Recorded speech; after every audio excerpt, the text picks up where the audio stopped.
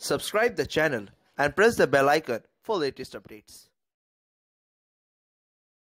ক্যালকাটা ইউনিভার্সিটিতে সেমিস্টার ওয়ানে যারা পড়ছো ফিলোসফি অনার্স এবং জেনারেল নিয়ে, তোমাদের যে মেজর পেপার রয়েছে ফান্ডামেন্টালস অফ ফিলসফি, সেই বিষয়ে আজকে আমরা আলোচনা করব। সিলেবাস নিয়ে তোমাদের আগেই আমি আলোচনা করেছি। এখানে যে 4টে গ্রুপ আছে, প্রথম গ্রুপটা তোমরা যে বইটা তোমরা কিনেছো তার ইন্ট্রোডাক্টরি পার্টটা তোমরা পড়ে নেবে। এখান থেকে আশা করা যায় 5 মার্কসেরই কোশ্চেন হয়তো আসবে, 10 মার্কসের কোশ্চেন বা 15 মার্কসের কোশ্চেন হয়তো আসবে না। কোশ্চেন প্যাটার্ন কেমন হবে বা কটা কোশ্চেন লিখতে হবে সেই বিষয়ে তোমাদের একটা ক্লাস আমি দিয়েছি, সেটা তোমরা দেখে নেবে। প্লে লিস্টে গেলেই তোমরা সমস্ত কিছু পেয়ে যাবে।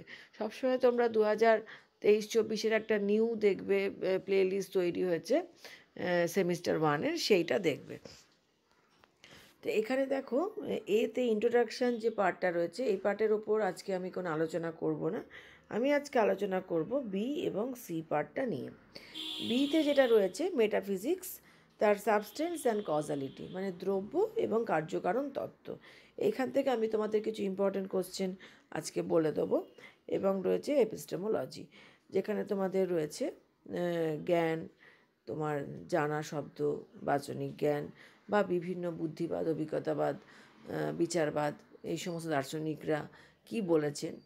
তো এই বিষয়ে যা যা ইম্পর্ট্যান্ট কোশ্চেন আছে সেইগুলো নিয়ে আলোচনা করব। তো সেই জন্য দেখবে আমি প্রথমেই দিয়েছি তোমাদের একটা সাজেশনের পার্ট 1।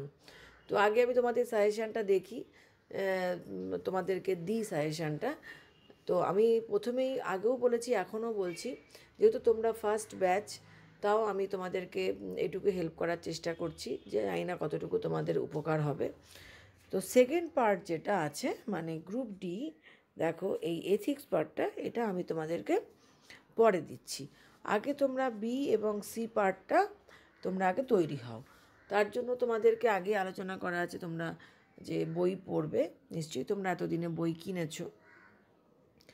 তো সমরেন্দ্র ভট্টাচার্য বা রমাপ্রসাদ দাস, যে কোনো বই তোমরা যে বইটাই কিনে থাকো, বই থেকে পড়বে। তো আজকে আমরা পার্ট 1 একটা সাজেশনের 2টো পার্ট করেছি। পার্ট 1 আজকে দেব আমি, 2টো পার্ট দেব, একটা হচ্ছে বি এবং একটা হচ্ছে সি। ডিটা আমি তোমাদেরকে পরে দিচ্ছি, তোমরা সঙ্গে থেকো। তাহলে সেমিস্টার 1 থেকে যে ইম্পর্টেন্ট কোশ্চেনগুলো তোমাদেরকে দিয়ে দিচ্ছি, সেই কোশ্চেনগুলো আজকে তোমরা দেখে নাও। ফির অনার্স এবং জেনারেলি যারা পড়ছো সবার ক্ষেত্রে একই কোশ্চেন হবে। এই কোশ্চেনগুলো 10 এবং 15 মার্কসের জন্য কোশ্চেনগুলো দিয়ে দিচ্ছি, 5 মার্কস পরে আছে। তো 10 এবং 15 মার্কসে আলাদা করে কোশ্চেন করার দরকার নেই, মোটামুটি একই টাইপের কোশ্চেন আসবে।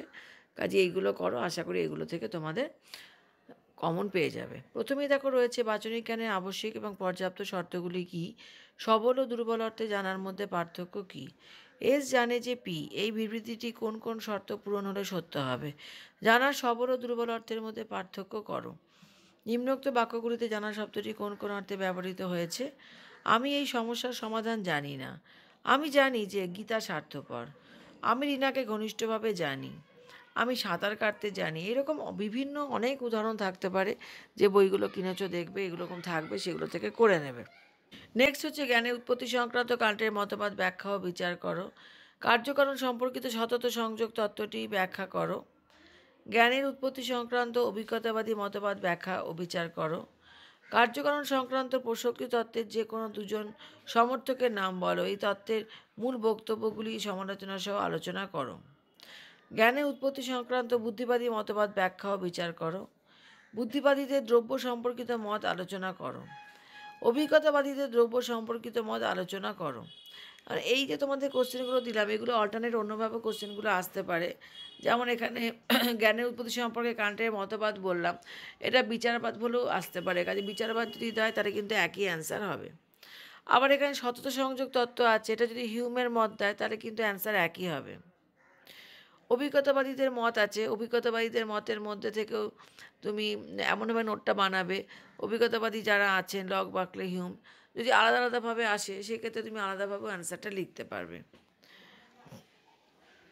তো এইখানে তোমাদের যে কোশ্চেনগুলো দিয়ে দিলাম, এখন তোমাদেরকে 5 নম্বরের কোশ্চেনগুলো বলে দিচ্ছি।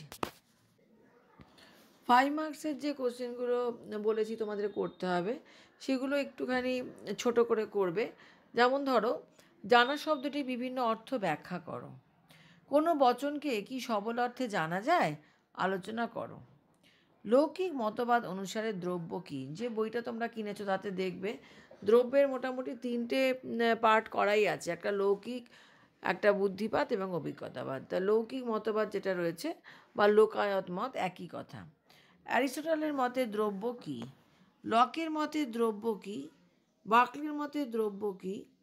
হিউমের মতে দ্রব্য কী? তোমরা জানো যে পাশ্চাত্য দর্শনে অভিজ্ঞতাবাদী দার্শনিক রয়েছেন লক, বার্কলে, হিউম। এই তিনজনের একসাথেও যেমন আসতে পারে যে দ্রব্য সম্পর্কে অভিজ্ঞতাবাদী মত, আবার যদি আলাদা আলাদাভাবে আসে 5 মার্কসে, সেই জন্য এইভাবে কোশ্চেনগুলো কিন্তু দিয়ে দিয়েছি। এরপরে রয়েছে দেকার্থের মতে দ্রব্য কী? স্পিনোজা ও লাইবনিজের মতে দ্রব্য কী? কাজে এই যে তোমাদের যে সাজেশনে যে বললাম ফার্স্ট পার্টে আমি যে দুটো পোর্শন দিয়ে দিচ্ছি, যে দুটো গ্রুপ বি অ্যান্ড সি, তার থেকে তোমরা মোটামুটি এই কোশ্চেনগুলো খুব ভালোভাবে পড়বে। 5 মার্কসের জন্য এই কোশ্চেনগুলোকে তৈরি করবে, আর 10 এবং 15 মার্কসের যেগুলো দিয়েছি সেগুলো তৈরি করবে। তোমরা পরের ক্লাসের জন্য অপেক্ষা থেকো, আমি পরের যে পার্ট 2 যে সাজেশনটা আমি পরে দিচ্ছি।